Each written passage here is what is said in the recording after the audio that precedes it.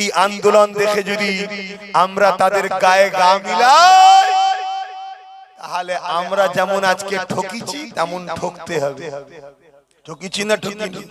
2011 কেউ এসেছিল দরদি সেজে, সাচার কমিটির রিপোর্ট করে দেবো, 10,000 মাদ্রাসাতে দেবো, ডবল ডবল চাকরিতে দেবো। এখন কি খবর গো? সব ভালো আছেন তো নাকি? আরো কমে গেল। এই মাইকলা আরো কমে। ছেড়ে দাও, ওকে আর ঘাটাওনি ভাই, ও আর হবার নাই, যাবার সময় হয়ে গেছে। শুনতে পাচ্ছেন তো না? পাননি? এ তো মুখ বুঝে দিয়েছি, আওয়াজ যায়নি। ভাই রোজ জলসা করি, মাইকটা ভালো না তো ভালো লাগে নাকি? কিছু করার নেই। ওইদিকে কি হচ্ছে দেখো, কোন লুজ কানেকশন হচ্ছে কি তাও বাকি জানে। তো ভাই আপনারা আমাকে ছেড়ে চলে যাবেন নাকি? ভাইকে রেখে চলে যাবেন না তো? দোয়া করে যাবেন তো? হ্যাঁ এবার ঠিক হচ্ছে, ঠিক হচ্ছিল তো আবার কি হলো? তো ভাই কি কথা বলছিলাম? হ্যাঁ, শিয়াল কিছু আছে আন্দোলন করে, মুরগি কেন বন্দি থাকবে? এখন মুরগি যদি শিয়ালের কথাই নেচে যায়, কপালে বিপদ আছে না নাই? কেন? খাঁচাই থাকলে তো শিয়াল খেতে পাচ্ছে না, ওই জন্য আন্দোলন করে বাইরে বার করছে খাবে বলে। এগুলো বুঝতে হবে। আসেন বাবেরা, নওজওয়ানেরা, আল্লাহর কোরআন আমাদেরকে কি শিখিয়েছে শোনেন।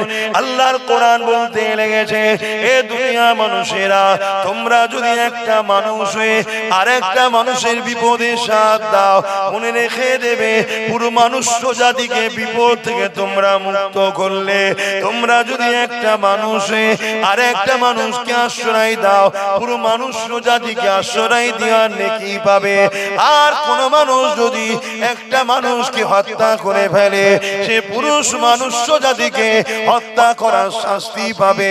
যে কোরআন মানবতার কথা শেখায়, যে কোরআন প্রেমের কথা শেখায়, যে কোরআন ভ্রাতৃত্বের কথা শেখায়, যে কোরআন ঐক্যের কথা শেখায়, যে কোরআন বলে খোদার তোকে যদি কেউ খানা খাওয়ায়, আল্লাহ তাকে কিয়ামতের দিনে জান্নাতের খানা খাওয়াবে। যে কোরআন শিক্ষা দেয় এতিমকে কেউ যদি ভালোবাসে, কিয়ামতের দিনে আল্লাহ তাকে জান্নাতে যোগ দেবে।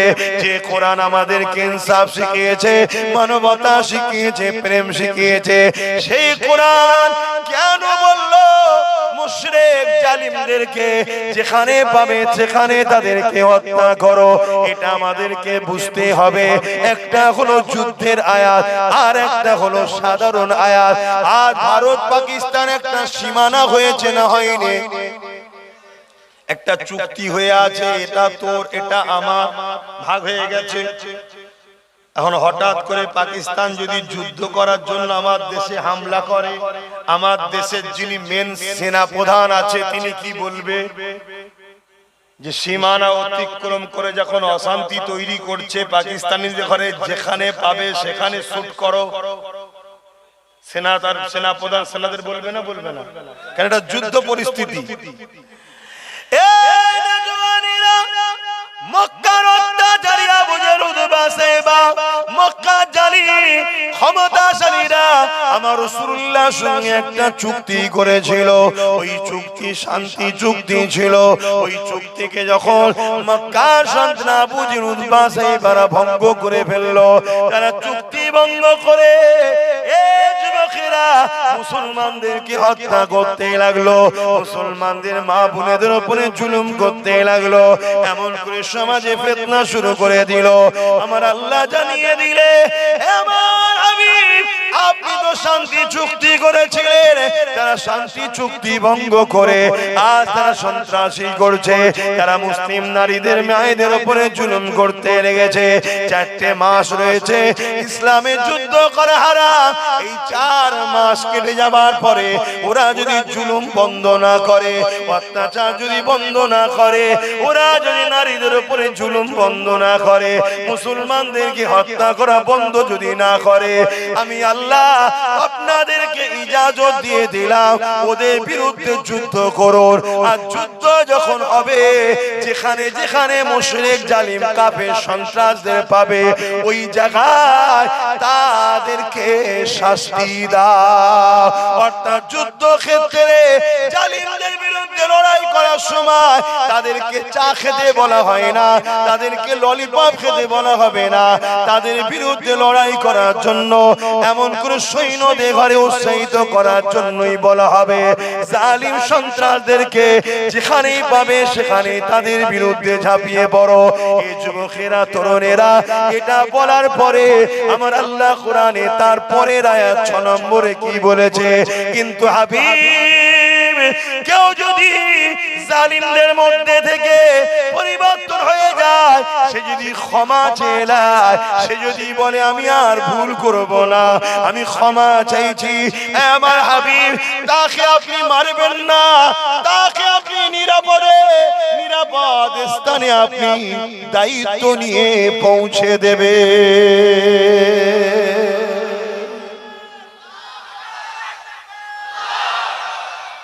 আজকে পাকিস্তান যদি এসে আমার ভারতের মা বোনেদের উপরে জুলুম করে, অত্যাচার করে, আমার দেশের উপরে জুলুম করে, অত্যাচার করে, এই সন্ত্রাসদের মারা দরকার আছে না? আর তখন মারবে যখন, তখন পাকিস্তানি সেনাদেরকে যেখানে পাবে সেখানে মারবে, বলবে তো নাকি? আর তখন আমরা মুসলমানরা যদি বলি এই দেখ ভারত সরকার মুসলমানদের বিরুদ্ধে, এটা কি মূর্খমি হবে না? এই মূর্খমি হবে না? ঠিক তেমনই কোন সন্ত্রাস যখন মন্দিরে বাচ্চাকে রেপ করলো আসিফাকে, আচ্ছা আচ্ছা আচ্ছা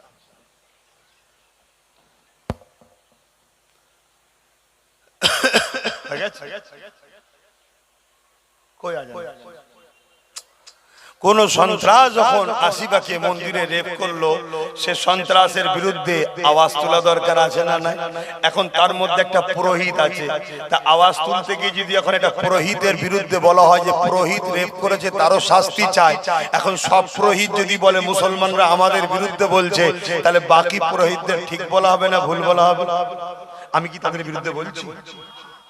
ঠিক একটা ধরো কোন মুসলমান বা মাওলানা সাহেব বা পীর সাহেব, আল্লাহ না করুক বুঝাবার জন্য বলছি, কোন পাপ কাজ করেছে, যে পাপে তার শাস্তি মৃত্যুদণ্ড হওয়া দরকার, দেশ হয়তো তাকে মৃত্যুদণ্ড দিল, তার জন্য কি সমস্ত দেশ কি সমস্ত হুজুর মাওলানাদের বিরুদ্ধে? তাহলে তখন মক্কায় যারা সন্ত্রাস ছিল, জালিম ছিল, তাদের হাতে রাজ ক্ষমতা ছিল, তারা একটা চুক্তি করেছিল মুসলমানদের সাথে। সেই চুক্তিটা আবার একতরফা ছিল। কি ছিল? একতরফা। কেমন? মক্কা থেকে কেউ যদি মদিনায় যায় তাকে ফিরিয়ে দিতে হবে, কিন্তু মদিনা থেকে কেউ মক্কায় এলে আমরা ফিরিয়ে দেব না। তাহলে একতরফা। তাও রাসূলুল্লাহ শান্তির স্বার্থে এই চুক্তিকে মেনে নিয়েছিলেন। আবার কি মুহাম্মদ রাসূল যখন সিগনেচার করা হলো, মুহাম্মদ রাসূল লিখাতে মক্কার মুশরিক জালিমরা বলল এই রাসূল লিখাটা মুছতে হবে। আল্লাহ রাসূল শান্তির স্বার্থে এই আমার পিছন থেকে কেউ যদি সিদ্দিকী লিখার পরে মুছতে বলে, আমি মেনে নেব? দুনিয়া একদিকে হলো মানবো না, তাতে দরকার হয় যুদ্ধ করতেই লেগে যাবো। কেন? আমার সিদ্দিকী আমার টাইলে মুছবো মানে?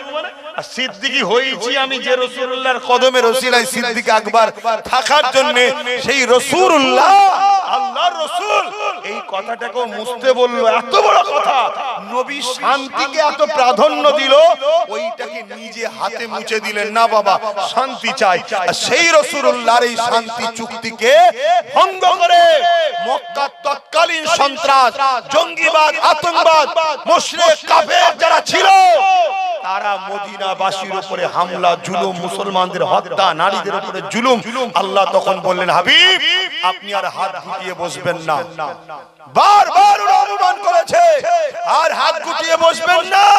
আমি আল্লাহ আপনাকে ইজাজত দিলাম, 4টে মাস ইসলামে লড়াই করা হারাম। এই 4টে মাস কেটে যাবার পর ওরা যদি পরিবর্তন না হয়, আপনাকে যুদ্ধ করার ঘোষণা দিলাম। ওদেরকে যেখানে পাবেন সেখানে ওদেরকে শাস্তি দেন। ওদেরকে বলতে কারা? আমার ভারতবর্ষের অমুসলিমকে। তৎকালীন সময় যারা শাসক জালিম ছিল, আজকে যে কেন্দ্র সরকার জালিম সরকার রয়েছে, এর জন্য এই জুলুম করছে, দেশকে বিক্রি করছে, নোটবন্দির নামে টাকাগুলোকে সব লুটে পুটে নিল, মানুষকে 2 কোটি করে চাকরি দেবে বলেছিল, চাকরি দেয়নি, দিয়েছে। তো এর জন্য কি পুরো হিন্দু সমাজ দোষী? এই হিন্দু সমাজ দোষী। এখন মোদির বিরুদ্ধে বলতে গেলে যদি হিন্দু সমাজ বলে তোমরা আমার বিরুদ্ধে বলছো, এটা কি বোকামি হবে না? আরে মোদি একটা সরকার, আর তৎকালীন সময় আবু জেল উতবা সাইবা এরা সরকার ছিল, জালিম মুশরিক ছিল এরা,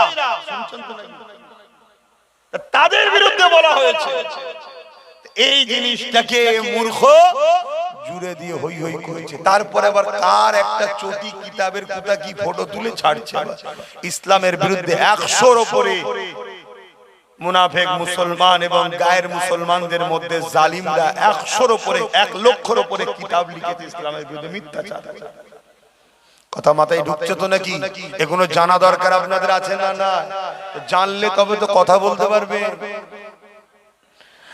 আমি আপনাদের সামনে আপনাদেরকে নিয়ে চ্যালেঞ্জ দিচ্ছি পুরো দুনিয়াকে, কোরআনে এমন একটা আয়াত দেখাও যে আয়াতটা মানবতার বিরুদ্ধে, কোরআনের এমন একটা আয়াত দেখাও যে আয়াতটা ইনসাফের বিরুদ্ধে, ইনসানিয়াতের বিরুদ্ধে।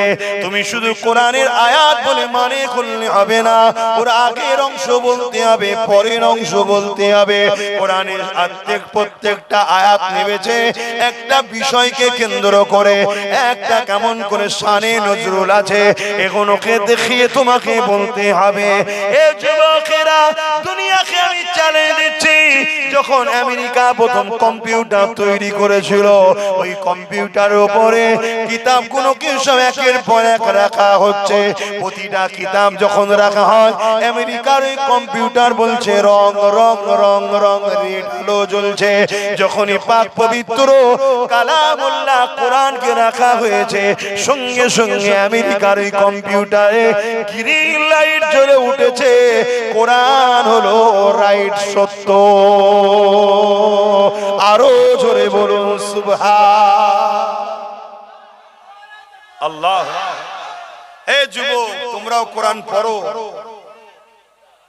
তোমরাও কোরআন পড়ো, কোরআন জানো, দেখো তোমার কোরআনে তোমার আল্লাহ কি মেসেজ দিয়েছে।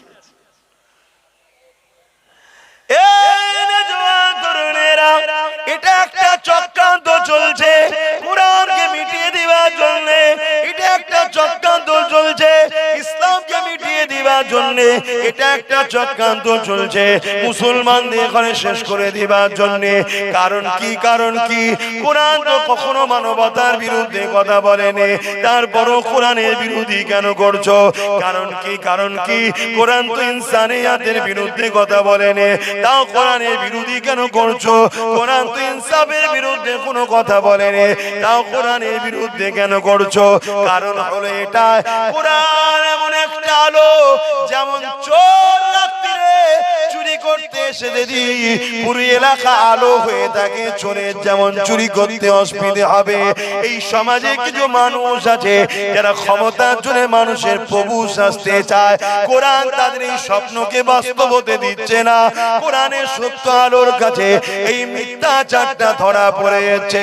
এই সমাজের মুখে এমন মানুষ রয়েছে যারা ধর্মগুরু সেজে ধর্মের স্থানের আড়ালে 13, 14, 15 বছরের নাবালিক মেয়েদেরকে নিয়ে, বিভিন্ন শিল্পপতিদের নিয়ে গিয়ে, ধনী লোকেদেরকে নিয়ে গিয়ে ওই বাচ্চা বাচ্চা মেয়েদের সঙ্গে অপকর্ম করাচ্ছে, মোটা অংশের টাকা ইনকাম করছে। কোরআন বলছে এই সকল পশুকে যেখানে পাবে এদের বিরুদ্ধে তোমরা যুদ্ধ করো। তাই এই সকল পশু যারা আছে তারা কোরআনের বিরোধী করবে, এটা তো স্বাভাবিক কথা। বুঝছেন? হ্যাঁ, কোরআন আমাদের ইজাজত দিয়েছে, জানেন তো নাকি? হ্যাঁ, আমরা তো মুসলমান, নিজেরাই কোরআন তো বুঝলাম না। আমাদেরকে আল্লাহ দুটো কাজ দিয়েছে কোরআনে, কুনতুম খায়রা উম্মতি উখরিজাত লিন-নাস তা'মুরুনা বিল মা'রুফ ওয়া তানহাউনা আনিল মুনকার। অন্যায় দেখলে রুখে দাও, অন্যায়কে মিটিয়ে দাও, আর ন্যায়কে প্রতিষ্ঠিত করো। আজকে কেউ ধর্মের আড়ালে 10, 12, 13, 14, 15